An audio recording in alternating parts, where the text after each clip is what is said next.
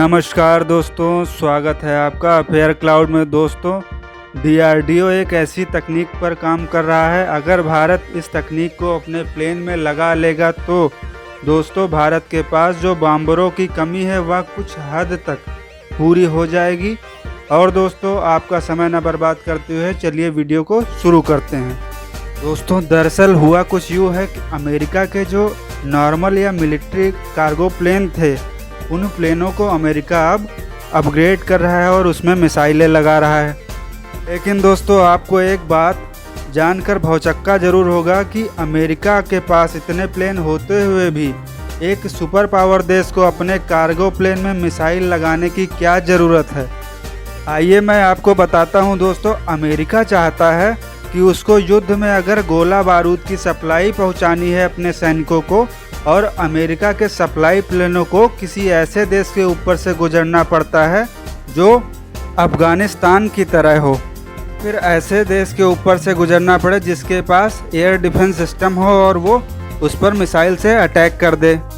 इसी वजह से अमेरिका अपने कार्गो प्लेनों में मिसाइल लगा रहा है और यही मिसाइलें उस अमेरिकी कार्गो प्लेन की रक्षा भी करेंगी और दुश्मन देश से आ रही मिसाइलों से उस प्लेन को सुरक्षित भी रखेंगी। इन्हीं कारणों से अमेरिका अपने कार्गो प्लेनों में ये मिसाइलें अपग्रेड करवा रहा है या लगवा रहा है। दोस्तों, अब चलते हैं भारत की तरफ। दोस्तों, भारत के डीआरडीओ ने यह फैसला लिया है कि भारत का जो यह भारी भरकम प्लेन C-17 ग्लोबमास्टर है, उसे अब भारत अपग्रेड करेगा और उसमें बॉम्ब और मिसाइलें लगाकर एक बॉम्बर बना देगा। यह अपग्रेडेशन भारत में बॉम्बरों की कमी को पूरा करने के लिए एक अच्छा विकल्प है और इस अपग्रेडेशन में डीआरडीओ और HAL दोनों मिलकर काम करेंगे। दोस्तों, ये जो C-17 ग्लोबमास्टर है, ये एक भारी भरकम मिलिट्री प्लेन है। इस प्लेन से भारत 200 सोल्जर एक साथ और 4 से 5 टैंक और गोला बारूद मिलिट्री व्हीकल भी कहीं पर भी पहुंचा सकता है। दोस्तों, भारत के पास इस समय आप देखेंगे तो भारतीय वायुसेना में कोई भारी भरकम बॉम्बर उपलब्ध ही नहीं है, क्योंकि भारत की सरकारें ये सोचती थी कि अभी तक भारत को भारी भरकम बॉम्बर की ज़रूरत ही नहीं पड़ेगी, क्योंकि हमारे पड़ोसी हैं चीन और पाकिस्तान, तो इन पर लड़ाकू विमान या जगुआर विमान ही काफ़ी हैं। दोस्तों, भारत ने जगुआर प्लेन ब्रिटेन से लिया था और यह छोटे बॉम्बर के रूप में काम करता है हमारी वायुसेना में। लेकिन दोस्तों, भारत ने अभी LAC पर हुई चीनी झड़प से एक सीख ली है और तभी से भारत की सरकार ने यह फैसला किया है कि भारत की सेना को मॉडर्नाइज करने की ज़रूरत है।